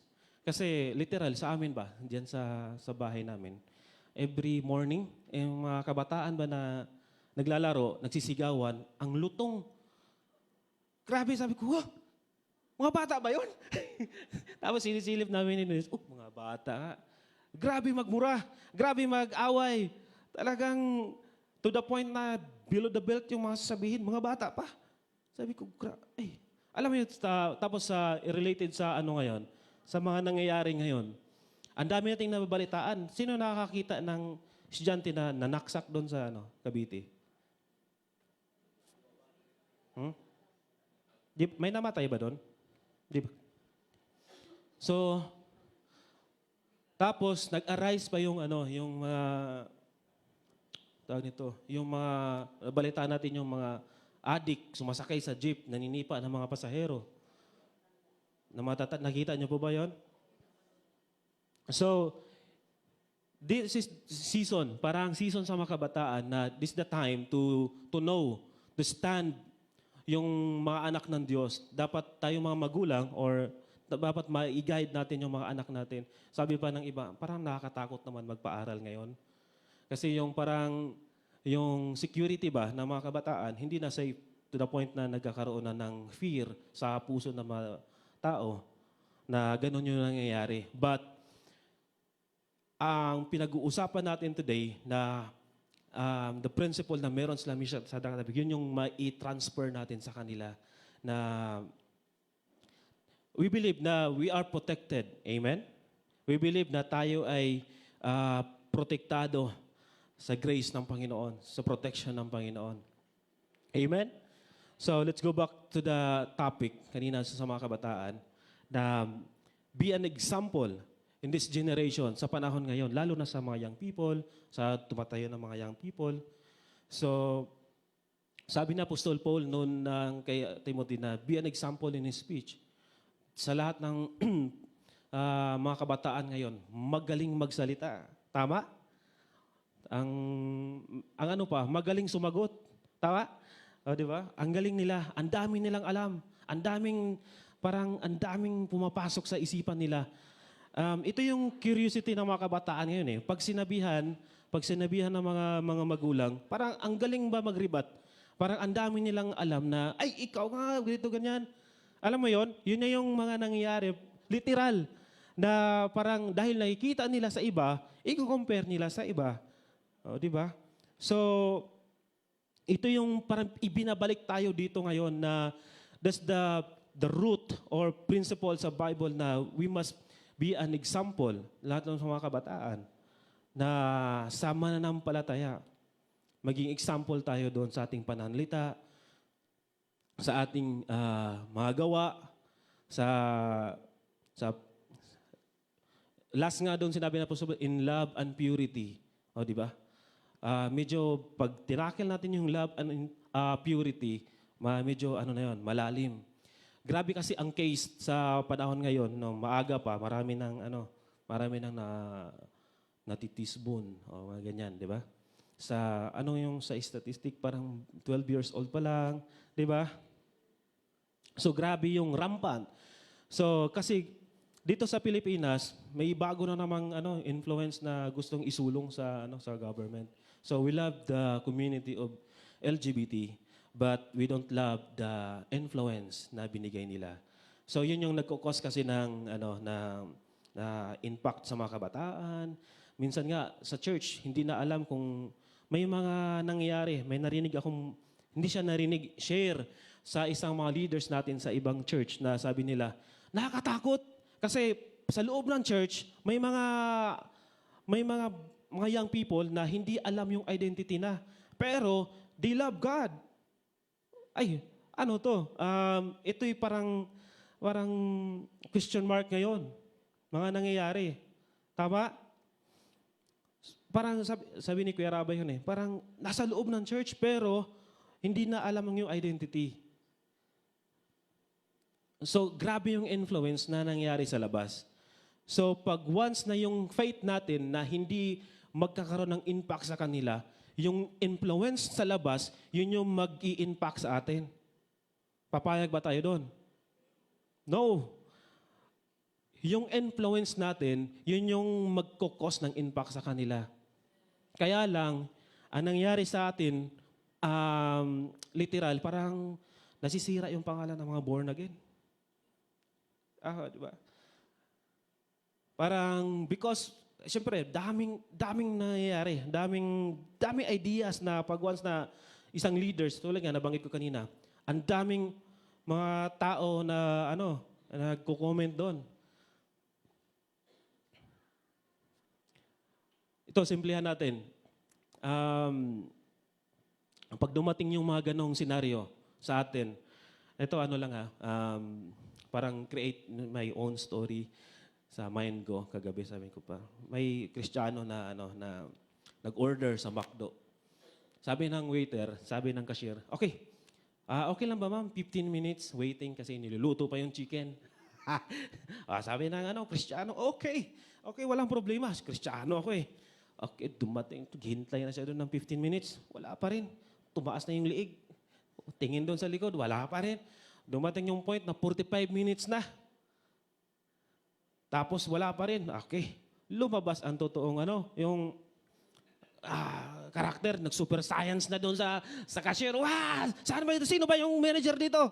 Di ba? Talaga, napaka-tapang.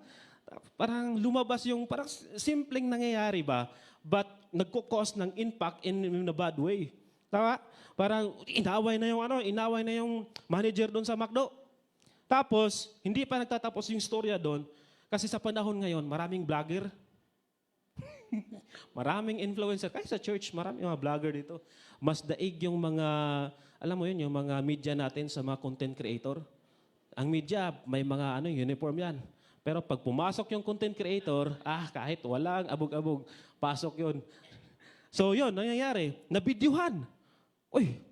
Na-post niya yun sa social media. Doon kayong, pagdating sa social media, lahat ng mga keyboard warrior, nandun, nag-uusap, Kristiyano pa naman. Di ba? Daming idea. Di nagtatapos doon. Talaga, pag na-post ka, yun yung nangyayari ngayon. So, ikaw, Kristiyano ka, pag once na nag-fail ka doon sa simple things na waiting stage, na yun yung pinaka-turo sa atin. Ito pala ang yung gusto kong i-clarify. Kasi, may isa akong, yung mentor namin, si Sir Jojo, ito yung lagi niyang sinasabi, pagdating na ng extra miles doon sa concert, sabi niya, wag tayong piling artista. Diba? Pag once na may lumapit sa atin na na magpa-picture or makipag-usap, extend natin yung kamay natin sa kanila. Parang yun yung time, yun yung reality, yun yung totoong ministry.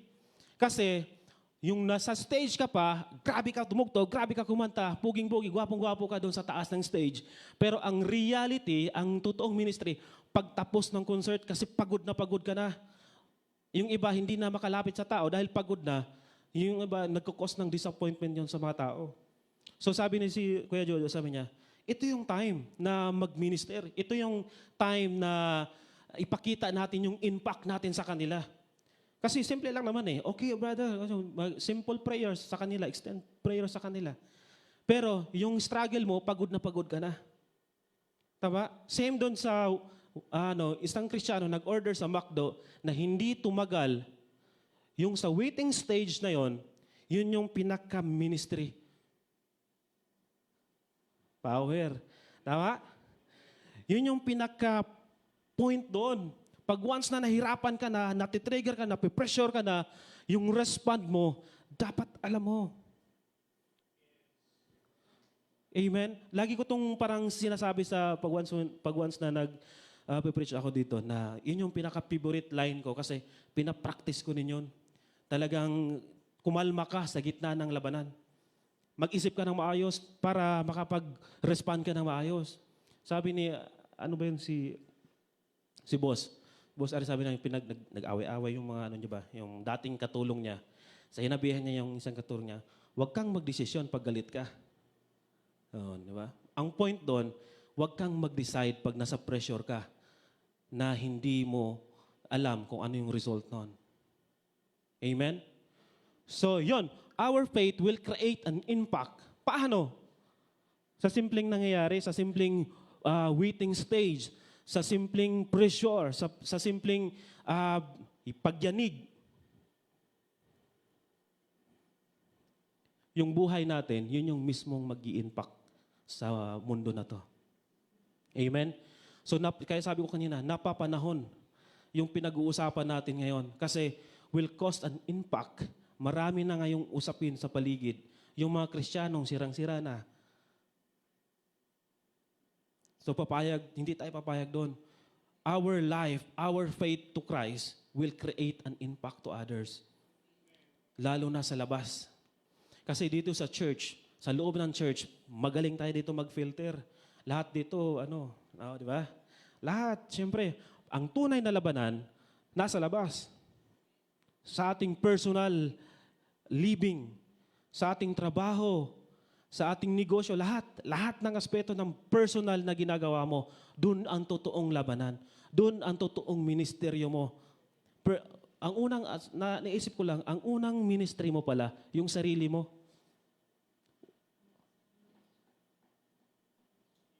Kasi minsan, mas mahirap ang kalaban ng sarili, tama?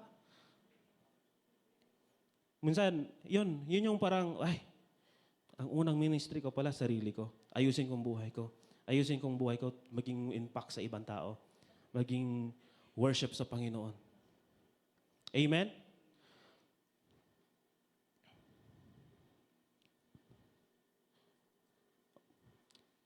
Another verse, in Matthew chapter 5, verse 14 and 15, we are the light.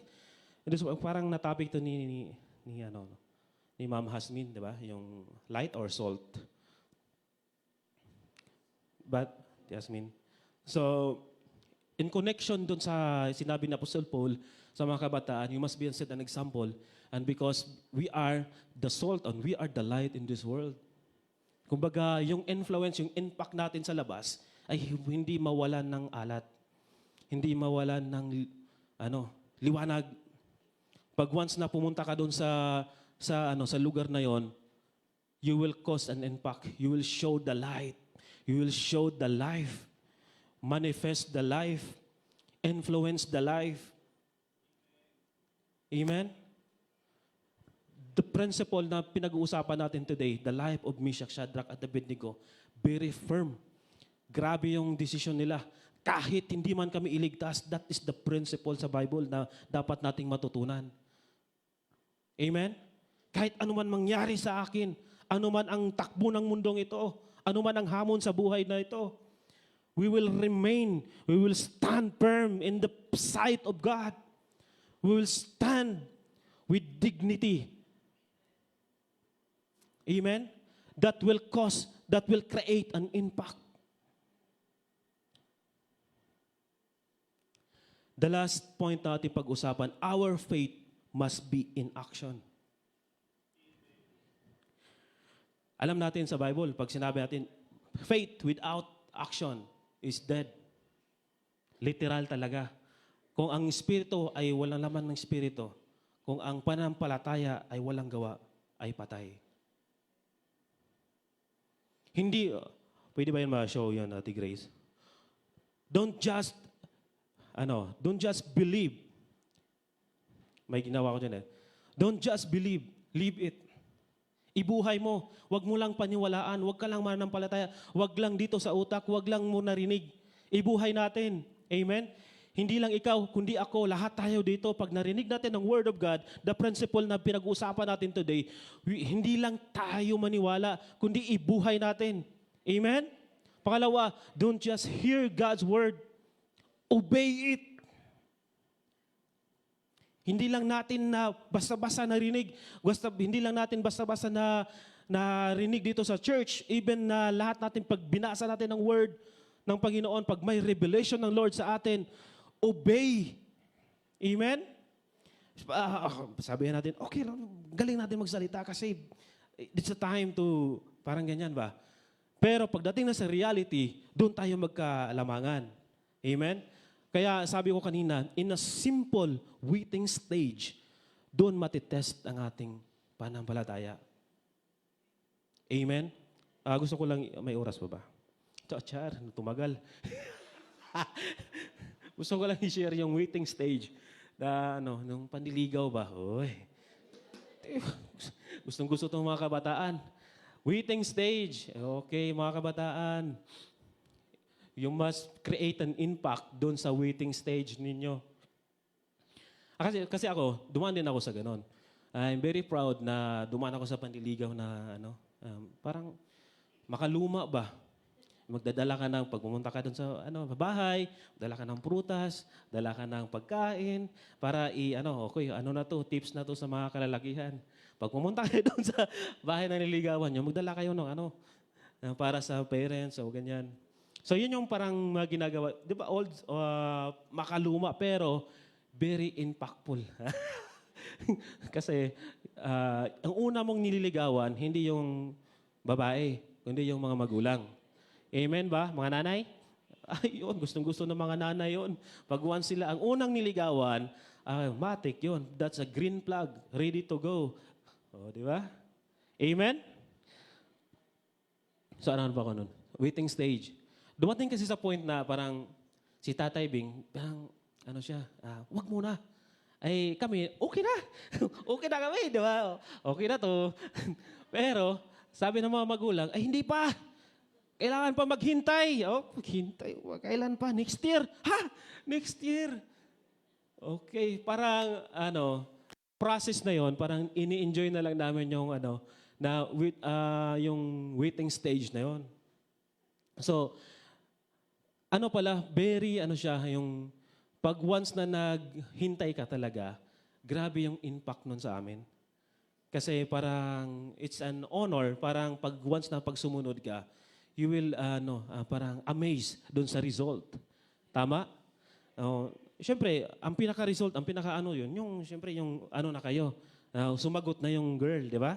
Yun yung pinaka-inaasam-asam. Pero yung impact nun, yung nang cost nun sa akin, parang very parang ka-proud ba na yung identity mo, yung bilang isang tao na maniligaw ka, ay, okay sa paningin naman ng palataya, kanon, parang, kaya tuloy, naging mahirap yung standard ng mga young people dito sa church. Gayahin nyo yan si Kuya Ronel. So, naghihirap na yung mga kabataan. Ay, tagal naman yun, grabe naman. Alam mo yun, waiting stage. Ito yung tinuturo dito. Pinaka-critical, yung timeline na yan. Yun yung pinaka-critical na when it comes of decision making, when it comes of responding, yun yung pinaka-critical. So, doon tayo magkakaroon ng tutuong ministeryo sa Panginoon. Our response sa timeline na pinagkakatiwala sa iyo. Amen? The last is, don't just speak about faith. Demonstrate it. Hindi mo lang siya basta-bastang sasabihin. Ako, bunga rin ako sa pananampalataya. Praise the Lord. Kasi pumunta ako dito sa Manila na parang probinsyano ba? Alam mo yon, yung lumaki ako doon 20 years doon sa lugar namin, tapos biglang lilipat sa ibang lugar. Sabi ko sa Panginoon, Lord, kung ano man ang mangyari sa akin, ikaw na pambahala. Alam mo yun yung prayer ko. Na praise God, that's my testimony na na pagdating ko dito, na hindi ako nahirapan. Pumunta ako sa lula ko, tapos nakarating ako dito sa church. So which is, parang yun yung prayer ko na kung saan man ako papunta, tuloy yung pag-serve ko sa Panginoon. Tapos, yun nga yung nangyari, the story begin. Di ba? That is a story maker. Pag once na meron kang pananampalataya sa Panginoon, meron kang impact. sa mananampalataya. Amen? You will make an history na hindi mo ikakahiya. You will make an impact na hindi mo ikakahiya. You will make an history, testimony, great testimony. You will be proud because ang ginawa mo ay naninindigan ka sa Panginoon. First is our faith should be immovable. Pangalawa, our faith create an impact. The last is our faith must be in action. Amen? Palakpakan natin ang Panginoon. We are blessed. Amen? So, yun lang po. Let's pray. Hallelujah. Thank you, Lord, for this wonderful morning. Salamat, Panginoon, Lord, for your word that we will obey your word, Panginoon, Lord. Help us, Panginoon, Lord, na hindi lamang basta-basta namin narinig, hindi lamang basta-basta namin napakinggan, Panginoon, Lord, at narinig ang iyong salita ngayon.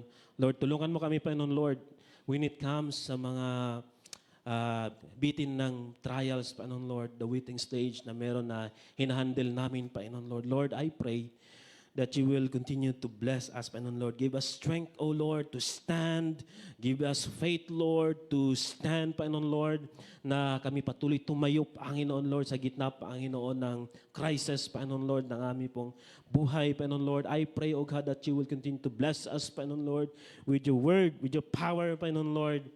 And salamat po, Panginoon, Lord, sa umagang ito, ay ikaw pa patuloy, Panginoon, Lord, na magpala sa amin. Patuloy mo kaming ingatan, Panginoon, Lord, sa lahat na aming mga gawin po. Thank you, God, Lord, in Jesus' name. Amen. Glory to God. Amen. Napagpala po ba tayo sa araw na ito?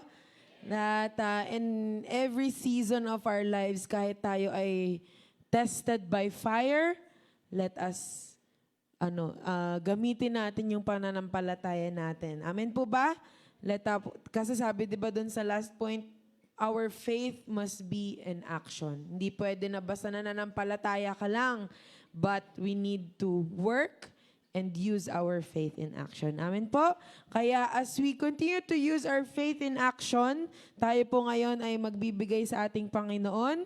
And alam ko na isa po ito sa mga commandment ng Lord. Ano yung sabi dun sa kanina, di ba? Don't just hear God's word, obey it.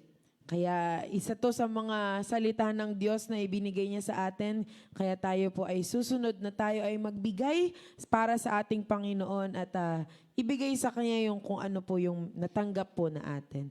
Sige po, tayo po ay manalangin para po sa ating tithes and offering po. Tinatawagan ko po si Nay Aning.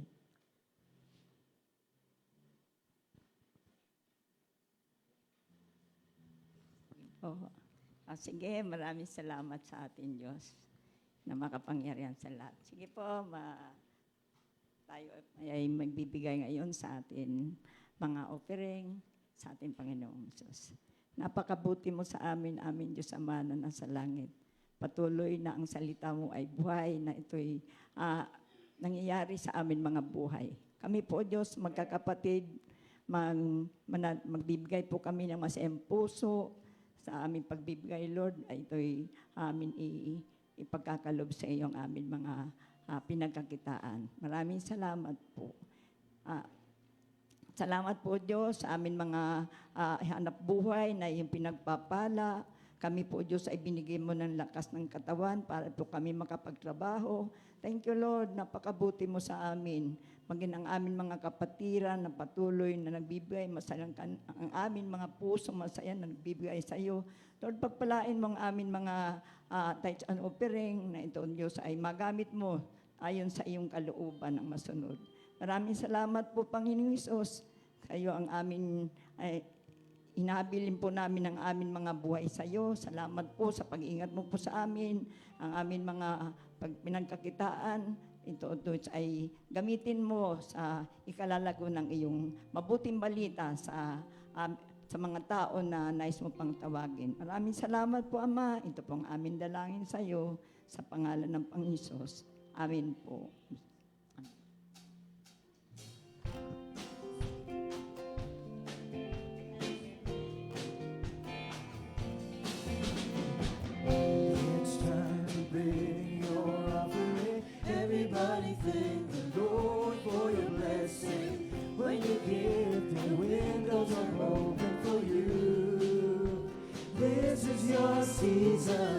pressed down, shaken together, running over, and good measure, so sweet, which God given increase to you. This is your season, now, now, now, now, now. This is your season, now, now, now, now, now. This is your season, now, now, now, now, now. This is your season, now, now, now, now, now. This is your season. Yan. So, ngayon po, dahil although last Sunday po ngayon, dapat family day po natin, pero gawin na lang po natin siya sa next month, July na. Grabe, ang bilis ng panahon. Pero before we end the month of June, tinaanyayahan ko pong tumayo ang lahat ng may birthday ng June. Yan. Meron po ba? Meron po bang may birthday ng June? Ayun, si Kuya Jonathan. Meron pa po ba? Si Nicole. Nicole ba? Si Kuya Mon. Wala si Kuya Jason eh. Tayo po kayo. Lapit po kayo dito sa harapan. Happy birthday. Kuya Mon. Happy birthday. Happy birthday. June din pala si Nicole. Kailan? One more time. Happy birthday. Ay, si Tita Linda. Happy birthday. Happy birthday. Happy birthday. Dito po kayo. May similarity sila. Yung mga lalaki nakaputi, yung mga babae nakaprinted. Yan. Sige po, inaanayahan ko po si... hindi. Ito. Ito po ay import natin. Import. Ayan. Magalak tayo na binisita po tayo ng ating nanay from Palawan. Kaya, Nay Perla, okay lang po ba pag-pray po yung mga birthday celebrants? Yan. Yan. Si Nay Perla po ay mother po siya ni LJ. Ayan. Sige po. Sige Ituon po. po natin ang ating mga kamay sa mga may kaarawan. Lumipas na ang kaarawan. Dakilang Diyos na banal na sobrang makapangyarihan sa lahat. Patuloy po namin inilalapit, Panginoon, ang aming mga kapatid na may kaarawan ngayong buong June. Dakilang Diyos, kayo po ang magbigay sa kanila ng ibayong kagalakan, kalakasan sa paglilingkod sa inyong banal na harapan. At Lord, bigyan niyo po sila, Panginoon, ng masaganang ani. Yes. Dakilang Diyos, upang magamit po, Panginoon, sa ikalalago ng inyong mga gawain. Dakilang Diyos, bigyan niyo po sila ng kalakasan, Panginoon, spiritual. At maging ang kanilang mga katawan, Panginoon. At Lord, ang buhay po nila ay gamitin din nyo. Yes. At ang buhay nila ay maging kaaya-aya sa inyong Panginoon habang sila ay nabubuhay. Amen. Panginoon, ang mga kapatid po namin ito, Panginoon, ay patuloy na ipinapa-under po namin, Panginoon, sa inyong walang hanggang kapangyarihan. Yes, at Panginoon, ang buhay po nila ay laging maging maapoy sa inyong banal na harapan, Panginoon. At patuloy na lingapin habang sila ay nabubuhay. At patuloy, Panginoon, kami lahat nandito ngayon, Panginoon, kahit hindi kami ngayon araw na ito, hindi namin kaarawan. Pero itinatagubilin po namin ang aming mga buhay sa inyo. Kasi dakilang Diyos, pag kayo ang kumatnubay sa bawat isa sa amin, napakabutit, napakaganda ang buhay namin. Panginoon, ito po ay aking isinasamot, idinadalangin, at ibinabalik ang kapurihan po sa inyo. Amen. Amen. Amen. Sige po, meron lang kaming konting gift po sa inyo. Yung purple sa mga ladies. Yan. Yan. Happy birthday po. Thank you po. Maligayang kaarawan. Yan. Salamat po. Sige po. So, announcement lang po. May Shabbat reading.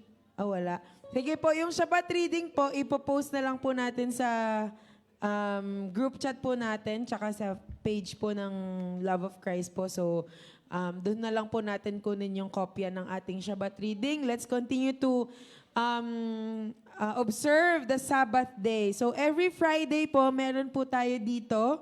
6:30 p.m. po yon. So pwede po kayong pumunta dito sa church para sama-sama po tayong makapag-Sabbath sa every Friday night po yan. So young people, youth po, youth gathering, every Sunday po yan, 2:30 p.m. Yan. So kung mga kabataan, pwede kayong magstay na or pwede rin kayong bumalik mamaya. So, ayun po. And let's continue to pray po sa ating mga nanay and mga tatay. Uuwi po sila this Tuesday. So, nakasasakyan lang po sila. They traveled, di ko alam kung ilang oras, pero parang isang buong araw, 16 hours po ata yung biyahe from Manila to Gonzaga, Cagayan. So, let's pray for God's protection to be upon them as they travel na pabalik po dito sa Manila. Sige po, tayo pong lahat ay tumayo and let's receive the blessing of the Lord. Tinatawagan ko po si Kuya Raymond para ibigay po ang pagpapala ng ating Panginoon. Amen. Are we blessed? Amen. Sige po, itaas po natin ang ating kamay sa ating Panginoon at tayo magpasalamat sa ating Diyos. Maraming salamat po, Diyos, sa umagang ito, Lord. Salamat sa mga pagpapala. Salamat, O Diyos, sa pag-aalaga, pag-aaruga. Thank you, Lord, dahil patuloy na iningatan niyo ang bawat isa sa amin. Salamat, O Diyos, for everything, O God. Thank you, Lord, for your love, your grace, your mercy, your forgiveness. Thank you, Lord, for the protection and provision sa bawat isa sa amin, O God. Salamat, Panginoon, for giving us the faith, O Lord. Making us faithful, O Lord, in everything that we do. Lord, we'll continue to have faith in you, O God. Salamat, Panginoon, O Diyos, sa mga pagpapala, O Diyos. Salamat, Panginoon, sa pagsubok na nagpapatibay sa bawat isa sa amin. Salamat po, Diyos. Salamat, Panginoon. Salamat, Panginoon. Natin pong itaas ang ating mga kamay sa ating Panginoon at tanggapin ang pagpapala ng gagaling sa Diyos. May the Lord bless us and keep us. May the Lord make His face shine upon us and be gracious unto us. May the Lord lift up His countenance towards us and give us peace. In Jesus' name we pray. Amen, amen, amen. God bless everyone and see you again next week. God bless po.